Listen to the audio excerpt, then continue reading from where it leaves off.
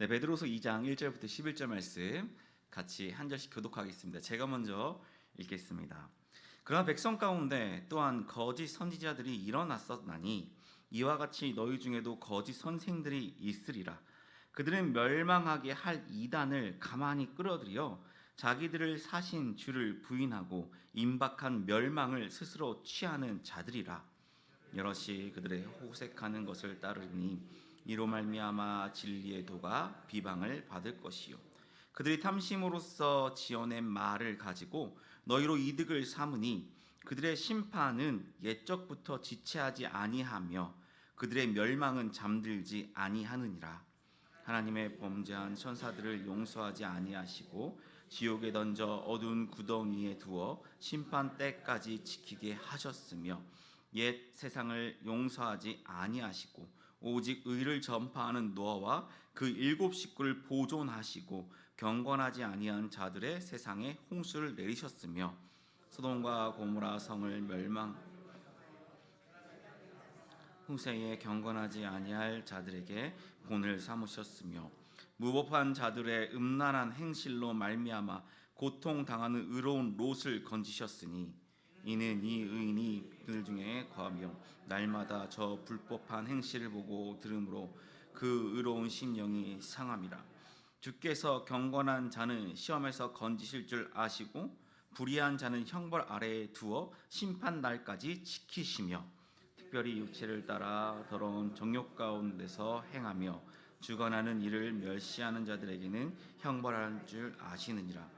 이들은 당돌하고 장하며 떨지 않고 영광 있는 자들을 비방하거니와 같이 있습니다. 더 큰 힘과 능력을 가진 천사들도 주 앞에서 그들을 거슬러 비방하는 고발을 하지 아니하느니라. 아멘. 할렐루야.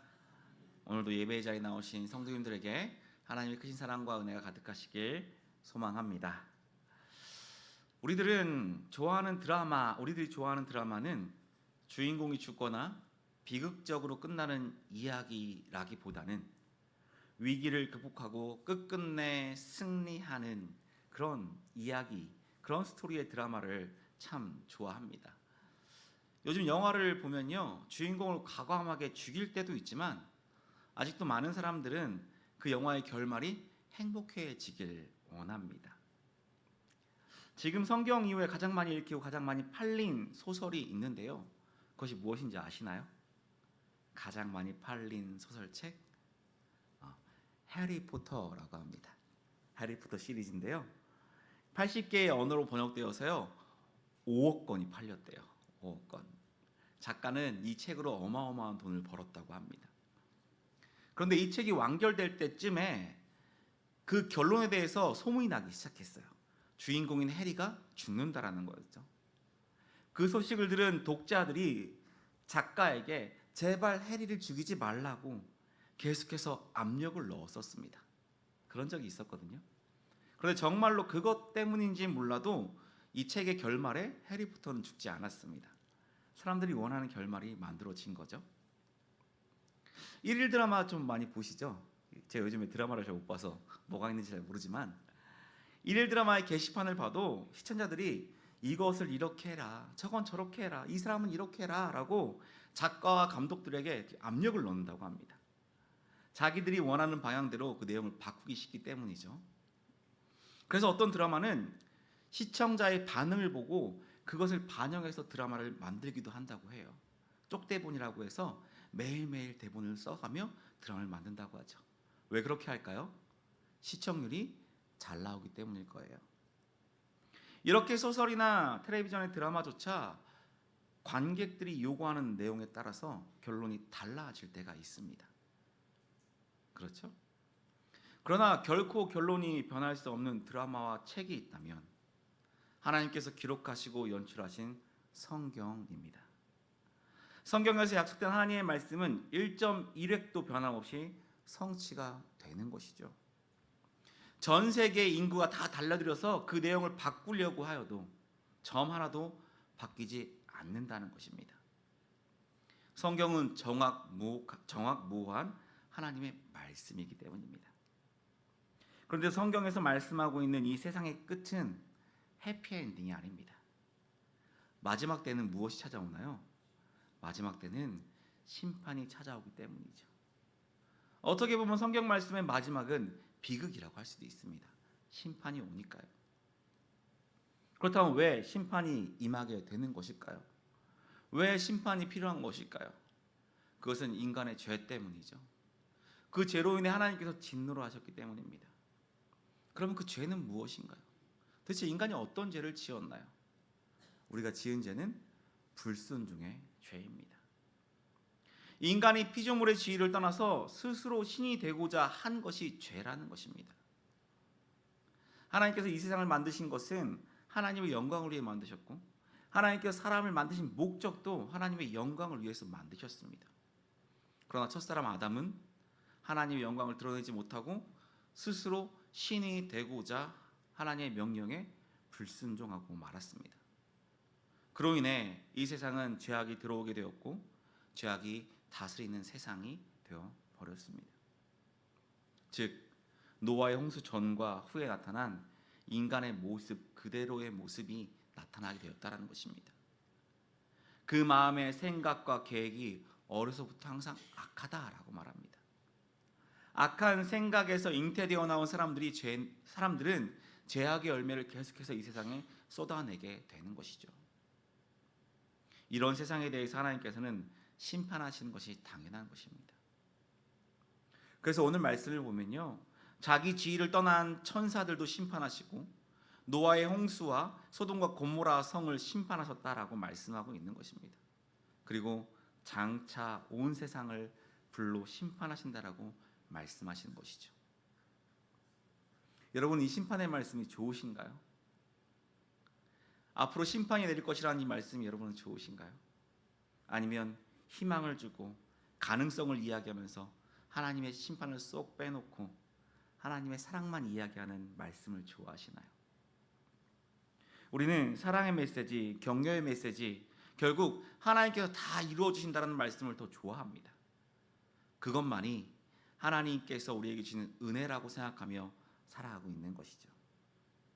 그러나 우리가 분명히 알아야 할 것은 우리가 좋건 싫건 아무런 상관없이 하나님께서는 약속하신 말씀대로 모든 것을 이루어 가신다라는 것입니다. 그렇기 때문에 꼭 심판은 임한다라는 것이죠.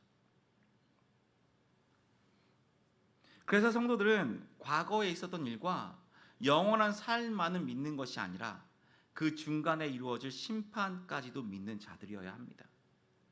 심판이 있음을 믿기 때문에 형제의 삶을 어떻게 살아야 할지 고민하며 살아가는 것이죠. 또한 우리를 위해서 큰 값을 치르고 승리하신 예수 그리스도가 있기 때문에 오늘 하루를 살아도 주님을 위해 살아가려고 우리들은 애쓰는 것 아닌가요? 심판을 받아야 하는 우리들이 심판을 벗어나서 하나님 앞에 나아갈 수 있게 되었기 때문에 우리는 그러한 삶을 살려고 한다는 것이죠. 그래서 우리는 이 심판을 굳게 믿어야 합니다. 그런데 오늘 말씀에 등장하는 거짓 교사들은 그렇지 않다라고 말합니다. 하나님의 이름을 이용해서 자신들의 욕심을 채우고 자신들의 이름을 높이고 자신의 목적을 이루는데 하나님의 이름을 사용합니다. 자신이 무슨 죄를 짓고 있는지, 그일로 인하여 어떤 심판을 받게 될 것인지 전혀 신경 쓰지 않습니다. 지금 자신의 눈앞에 떨어진 유익만을 바라보고 있는 것이죠. 왜냐하면 그들은 예수님의 재림과 함께 임할 심판을 믿지 않았기 때문입니다. 심판이 있다 하더라도 지금 당장 그들에게 심판이 주어지지 않기 때문입니다. 겉으로는 하나님을 믿는 것처럼 말씀을 가르치는 선생 같지만 속으로는 하나님과 아무런 관계가 없는 죄인의 삶을 살아가고 있는 것이죠. 베드로는 이에 대해서 구약의 선지자들을 먼저 이야기하고 있습니다. 1절 말씀을 같이 읽어보겠습니다. 그러나 백성 가운데 또한 거짓 선지자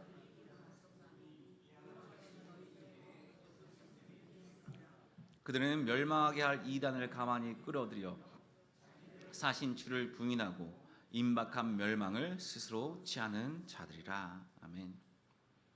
참된 선지자들은 하나님의 말씀을 받아서 그 말씀을 전하는 자들입니다. 선지자 예레미야처럼요. 예레미야는 그 말씀이 자신의 목숨을 위태하게 할지라도 하나님의 뜻이기 때문에 담대하게 선포했습니다. 예레미야는 하나님의 말씀을 전한다는 이유로 옥에 갇히게 되었고요, 생명의 위협을 당하기도 했습니다.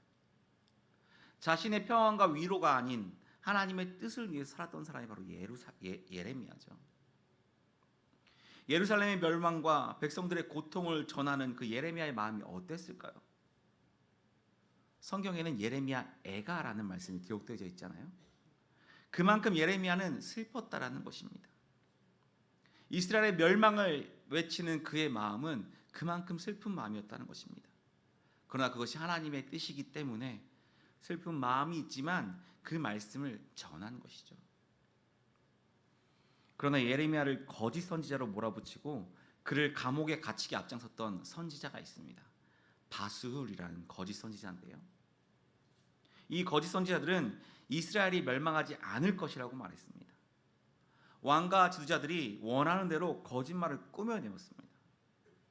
그러면서 자신들의 안위와 욕심을 채워나갔죠. 진실된 하나님의 말씀을 받아서 그 말씀을 전해야 함에도 불구하고 자신의 욕심을 위해서 거짓말을 한 것입니다. 그들의 마음이 어땠을까요? 그들도 예레미야처럼 가슴이 슬펐을까요? 마음이 슬펐을까요? 그들은 하나님의 마음도 모르고 하나님의 뜻도 모르는 거짓 선지자들입니다. 그냥 지금 이 상황에 먹고 마시고 놀고 즐기는 그 모든 것이 좋았을 것입니다. 권력을 누리고 그 욕심을 채우는데 신경만 쓰고 있었을 것입니다. 그들의 눈에는 고통 중에 있는 백성은 보이지도 않았습니다. 그로 인해 이스라엘은 하나님의 뜻을 떠나게 되었고 스스로 멸망의 길을 향해 가게 되었습니다. 그들은 이전의 다윗의 영광과 자기들은 선택된 하나님의 백성이라는 그 선민의식이 가득했기 때문에 그들에게 임할 심판을 전혀 신경 쓰지 않았습니다.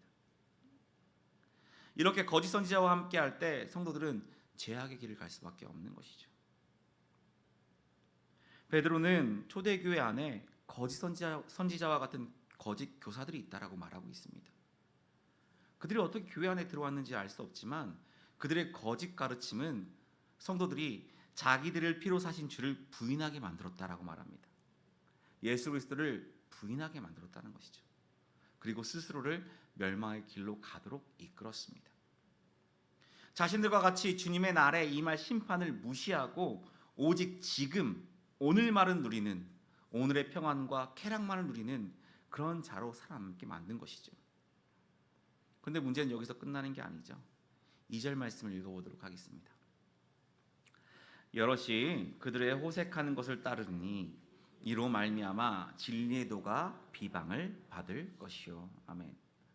거짓 선지자로 인하여서 많은 사람들이 호색하는 것을 따른다라고 경고합니다. 성도들이 그 시대의 죄악을 따라서 음란방탕한 생각을 하고 있다는 것입니다. 예수님의 주되심을 부인하고 주님의 심판에 대해서 믿지 않기 때문에 벌어지는 일이죠.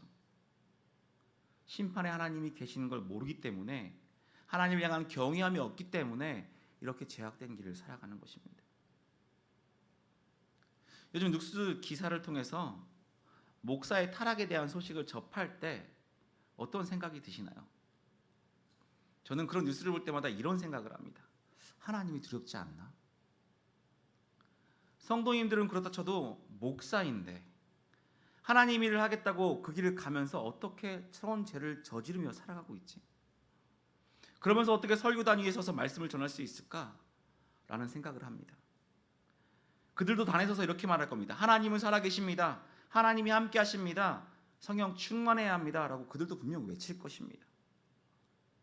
정말 하나님이 살아계신데, 정말 하나님이 함께 하신데 어떻게 두렵지 않게 그런 죄를 범하고 살아갈 수 있을까? 아니면 하나님은 사랑이시다. 사랑의 하나님 다 용서해 주십니다. 그러니까 괜찮습니다. 라고 설교를 하면서 자기 안위를 삼는 것이 아닐까요? 드라마의 결말을 자기 마음대로 바꾸려고 하는 사람들처럼 하나님의 말씀을 자기 마음대로 바꾸고 있는 것이 아닐까요? 이런 생각을 할 때가 있습니다. 이런 모습을 볼 때면 옛날 어르신들의 신앙의 모습이 더 옳다고 생각될 때가 있습니다. 하나님께서 벌을 내리실까 봐 두려워서 이 강대상 위에도 함부로 올라오지 못했던 권사님들 기억나시나요? 나의 잘못으로 인해서 나의 자녀들이 벌을 받을까 봐 두려워서 주일 예배에 빠지지 않았던 성도님들, 하나님을 경외하는 것을 넘어서 두려워하시던 성도님들을 생각해 보면 어떻게 보면 미련해 보인다라고 할 수 있지만, 이 시대의 변질된 교회들을 볼 때 이런 신앙이 필요하다라고 느껴질 때가 있습니다.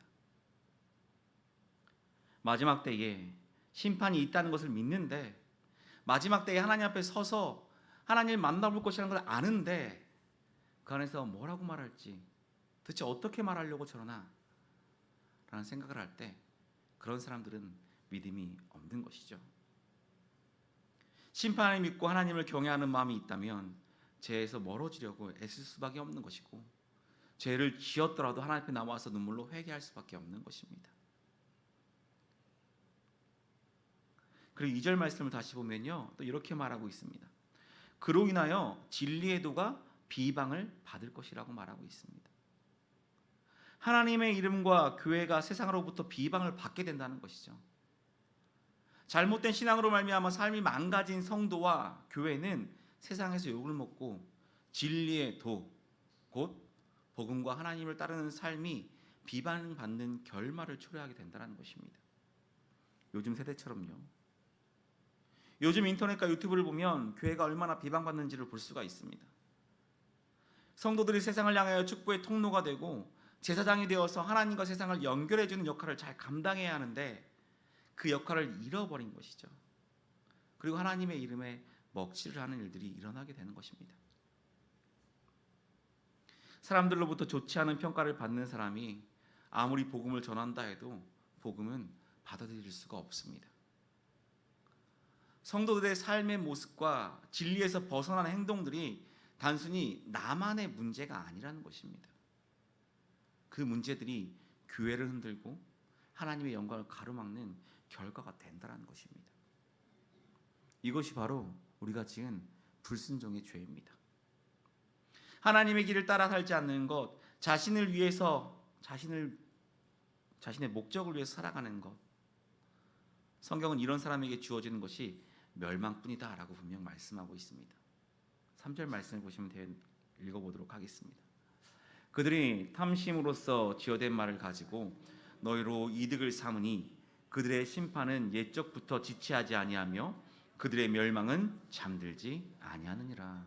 아멘. 자신들의 평안과 쾌락을 위해 살고 지어낸 말들을 가지고 성도들을 깨어내서 탐심을 채우는 거짓 교사들에게 심판이 지체하지 않는다라고 말합니다. 하나님께서는 그들의 죄에 대해서 잠잠하지 않으시고 지체하지 않으시고 멸망하게 하신다라는 것입니다. 이것은 당연한 것이죠. 주의 영광을 가리는 죄를 범하는 자들은 절대 용서함 받을 수가 없습니다. 이 심판은 교사들에게만 주어지지 않습니다. 목사들에게만 주어지지 않는다는 것입니다. 그들과 함께한 성도들, 하나님의 영광을 가리고 제사장으로서의 역할을 감당하지 못한 성도들에게 동일하게 임할 것입니다. 우리는 이 말씀을 기억해야 합니다. 우리들은 멸망받을 자들이 아닌 하나님 나라의 영광을 받을 자들입니다. 예수 그리스도를 통해서 전가된 의와 양자의 영을 받아서 하나님의 자녀로서 인정받고 하늘나라를 기업으로 받은 자들입니다. 이미 받았다라는 것입니다. 그렇다면 세상을 향하여서는 주님의 축복의 통로가 되어야 되며 하나님과 세상을 이어주는 제사장의 역할로서의 모든 일을 잘 감당해내야 되는 것이죠. 우리들은 이미 그것을 받은 자라는 것을, 그런 존재라는 것을 꼭 기억하시기 바랍니다. 그렇다면 그에 합당한 모습으로서 세상을 살아내야 합니다.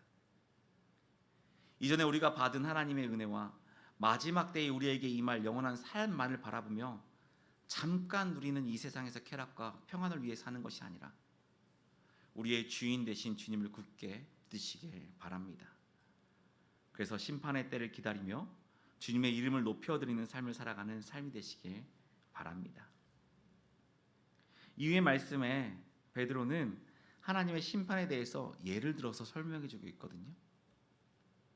그 이유는 거짓 교사들에게 심판이 임박했다고 말했지만 현실은 그것과 달랐기 때문입니다. 제가 방금 말했던 것처럼 곧 심판이 이를 것이라고 얘기했지만 현실은 달랐다라는 것이죠. 거짓 교사들은 심판받지 않고 있었고 오히려 믿는 자들을 조롱하고 있었습니다. 베드로서 3장 3절에서 4절 말씀을 보면 알 수 있는데요. 같이 한번 읽어보도록 하겠습니다. 먼저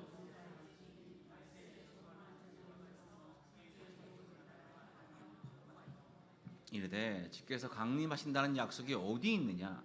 조상들이 잔후로부터 만물이 처음 창조될 때 같이 그냥 있다 하니. 아멘. 거짓 교사들이 이렇게 말하고 있는 것은 예수님께서 재림하실 것이고 그들이 심판받을 것이라고 했는데 예수님의 재림의 징조가 하나도 보이지 않았기 때문입니다. 거짓 교사들의 이런 말은 그 당시 성도들의 신앙을 흔들기에 충분했습니다. 초대교회 성도들이 고난과 핍박 중에도 신앙을 지킬 수 있었던 것 중에 하나가 바로 예수님께서 재림하신다라는 종말론적 신앙관이었습니다. 핍박을 받으면서도 그것을 감당할 수 있었던 것은 주님 오실 그날 심판이 주어지고 영광이 우리에게 임한다라는 그 믿음이 있었기 때문입니다. 그런데 날이 갈수록 핍박과 고난은 더 심해지고 하나님을 믿지 않는 자들, 자신들의 유익을 위해서 하나님을 떠난 자들이 더 평안해 보이는 삶을 살고 있었기 때문입니다. 그런 상황에서 거짓 교사들의 가르침은 성도들의 믿음을 흔들기에 충분했습니다. 그래서 베드로는 신앙에 흔들리는 성도들에게 하나님의 심판에 대해서 역사를 통해서 말씀해주고 있는 것입니다. 하나님께서는 악인의 심판을 지체하지 않으시고 그들의 죄를 용서하지 않으신다는 것을 역사로 통해서 보여주는 거죠. 대표적으로 노아의 때를 한번 말씀해 보도록 하겠습니다. 5절 말씀인데요. 5절 말씀 읽어보도록 하겠습니다. 옛 세상을 용서하지 아니하시고 오직 의를 전파하는 노아와 그 7 식구를 보존하시고 경건하지 아니한 자들의 세상에 홍수를 내리셨으며. 아멘. 노아의 때를 말하고 있죠. 5절 말씀 앞에 보면요, 옛 세상을 용서하지 않았다라고 말하는데요, 이 용서하지 않았다라는 뜻이요, 다른 의미로 보면 어떤 거냐면 아까워하지 않았다라는 것입니다. 하나님께서 지으신 것이지만 죄악이 가득한 세상을 보시고 한탄하시면서 아까워하지 않으시고 가차없이 벌을 내리셨다라는 것입니다. 그러나 은혜를 입은 노아는 당대의 의인이었죠. 의롭게 살아서 은혜를 입은 것이 아니라 은혜를 입었기 때문에 그는 의롭게 살 수 있었던 것입니다. 그가 의롭게 산다는 것은 도대체 무엇일까요? 그것은 무엇이냐면 그가 의를 전파했다라는 것이죠. 노아가 어떻게 의를 전파했을까요? 노아가 120년 동안 배를 만든 것이 의를 전파한 것입니다. 배를 만드는데 바닷가에 만들지 않았죠? 어디다 만들었죠? 산에다 배를 만들고 있습니다. 분명 사람들이 물어봤겠죠. 왜 여기다 배를 만드냐라고 물어봤을 것입니다. 그때 노아가 뭐라고 대답했을까요? 나도 몰라. 그냥 명령대로 짓는 거야. 이렇게 했을까요? 아닙니다. 그는 분명 이렇게 말했을 것입니다. 하나님께서 물로 심판하신대. 그래서 이곳에 배를 만들고 있는 거야. 라고 대답했을 것입니다. 이때 사람들은 노아의 말에 아무런 관심도 없었을 것입니다. 어쩌면 노아를 조롱했을 것입니다. 미쳤다라고 말했겠죠. 마태복음 24장의 말씀을 보면 예수님께서도 이렇게 말씀하시거든요. 마태복음 24장 37절 말씀 39절까지 한번 읽어보도록 하겠습니다. 노아의 때와 같이 인자의 임함도 그러하리라.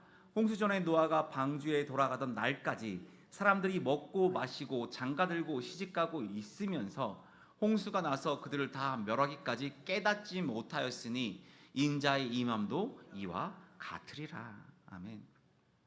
예수님의 재림의 때도 심판의 때도 노아의 홍수의 때와 같을 것이다 라고 말하는 것입니다. 사람들이 깨닫지 못한다라는 것이죠. 노아가 얼마나 외로웠을까요? 노아가 방주를 몇 년 만들었죠? 120년 만들었거든요. 그 사이에 비가 한 방울도 안 왔을까요? 비가 분명 왔을 거란 말이죠. 처음에 비가 왔을 때 사람들이 노아의 말을 듣고는 사실인가 보다 라고 생각하고 동요했을 수도 있습니다.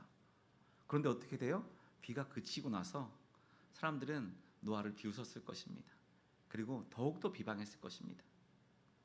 그러면서 점점 노아는 잊혀졌을 것입니다. 그 당시 사람 중에는 노아처럼 믿음이 좋지는 않았지만, 의인은 아니었지만 하나님을 아는 자들이 분명 있었을 것입니다. 그러나 노아의 가족 8명 외에 단 한 사람도 하나님의 말씀을 듣지 않았습니다. 단 한 가정만이 하나님의 말씀을 따르고 구원받게 되었죠. 노아의 가정에는 그저 세상에서 먹고 마시며 시집가고 장가가는 일에만 관심 가졌을 뿐이라는 것입니다. 세상 사람들의 중요한 관심사는 세상에서 어떻게 재미있게 살고 행복하게 사는가, 이 세상에 심판과 멸망에 대해서는 아예 없는 것처럼 살았다는 것입니다. 이것이 경건하지 못한 모습입니다. 결국 방주에 들어가는 날까지 한 사람도 깨닫지 못한 것처럼 예수님의 재림하시는 것도 마찬가지라고 예수님께서 말씀하시는 것입니다. 오늘날 누가 예수님이 다시 오시기를 간절히 사모하며 깨어서 기도하면서 기다릴까요? 교회 다닌 사람이라면 모두가 주님의 일을 전파하며 살아가고 있을까요? 우리들도 노아와 같이 이 세상에 닥쳐올 심판을 전해야 하는 것입니다. 예수 그리스도를 믿는 믿음이 없이는 의가 우리에게 전가될 수 없다라는 것, 그 은혜의 선물이 없이는 심판을 피할 수 없다라는 것을 우리는 전해야 합니다. 이 세상에 심판이 올 것이다. 그때 예수 그리스도를 통해서 은혜의 선물을 받은 자만이 구원받는다라고 세상에 전해야 한다는 것입니다. 하지만 종말을 전하는 사람들은 많지 않습니다. 예수 천당 불신지옥을 종말이 온다라고 외치는 전도자들을 보면서 우리는 눈살을 찌푸리곤 합니다. 꼭 저렇게까지 해야 되나? 라고요. 그리고 교회를 다니고 예수님의 이름을 부르지만 여전히 관심사는 세상에서 먹고 마시고 사고 팔며 시집가고 장가가는 일에만 있는 성도들 또한 많이 있습니다. 지금이 노아의 홍수 때와 다를 것이 없다라는 것이죠. 이 세상이 심판받을 것이라는 사실을 믿고 사는 사람은 깨어서 그날을 기다려야 하고 그날을 위해 기도하며 살아야 합니다. 심판의 때와 예수 그리스도를 전하는 삶을 살아가야 한다는 것입니다. 누가 관심을 갖든 말든 120년 동안 묵묵히 방주를 지은 노아와 같이 우리들은 묵묵히 믿음을 지키며 심판의 때를 외치고 살아가는 것입니다. 비록 예수님의 재림이 늦어질 수는 있지만 주님의 심판은 분명하게 주어질 것이고 그때가 되어서는 후회해도 아무런 소용이 없습니다. 2000년 전보다 지금 우리는 심판의 때와 더 가깝다는 것을 잊지 말아야 합니다. 이것을 기억하고 경건하게 살고자 하는 자들, 핍박받고 고난 중에 있고 어려운 중에도 믿음을 지켜나가는 자들을 하나님께서는 지켜주실 것입니다. 우리 9절 말씀을 같이 읽도록 하겠습니다. 주께서 경건한 자는 시험에서 건지실 줄 아시고 불의한 자는 형벌 아래에 두어 심판날까지 지키시며. 아멘. 하나님께서 경건하게 살고자 하는 자들을 박해의 시험 가운데서 지켜주시고 건져주신다라고 말씀합니다. 홍수의 때에 노아와 그의 식구들처럼 소돔과 고모라에서 구원받은 롯처럼 믿음으로 삶을 살아가는 자들, 하나님의 의를 본받아 그 의를 쫓아 살아가는 자들을 하나님께서는 지켜주시겠다라고 말씀하셨습니다. 우리는 이 말씀을 또한 기억하고 경건한 삶을 살아내야 합니다. 세상이 하나님의 의를 쫓지 않고 자신의 의를 나타내며 살아갈 때 그들을 본받지 말고 믿음 위에 굳건히 서야 합니다. 그리고 믿지 않는 자들, 악한 자들, 하나님을 자기의 돈벌이로 사용하고 사람들을 속여서 구원의 길을 가지 못하게 하는 사람들을 바라보면서 하나님 왜 저들은 가만두시나요? 빨리 벌해주시죠 라고 의문이 들 때도 있겠지만 죄를 미워하시고 죄를 용납하지 않으신 하나님께서 분명 심판하신다는 말씀을 붙들고 믿음으로 살아가시길 바랍니다. 주님의 심판은 지체되지 않고 멈추지도 않았습니다. 살기 위해서 뒤를 돌아보다가 소금기둥이 된 롯의 철을 기억하시기 바랍니다. 노아의 홍수 때, 소돔과 고모라 심판 때 하나님의 심판을 믿지 않았던 사람들을 기억하시기 바랍니다. 믿음으로 하나님의 말씀을 잘 배워서 경건한 삶을 이어가 세상의 축복의 통로로 제사장으로서 일을 잘 감당하여 주님 오실 그날을 준비하는 주님의 일꾼들 되시길 축복합니다. 같이 찬양하시겠습니다.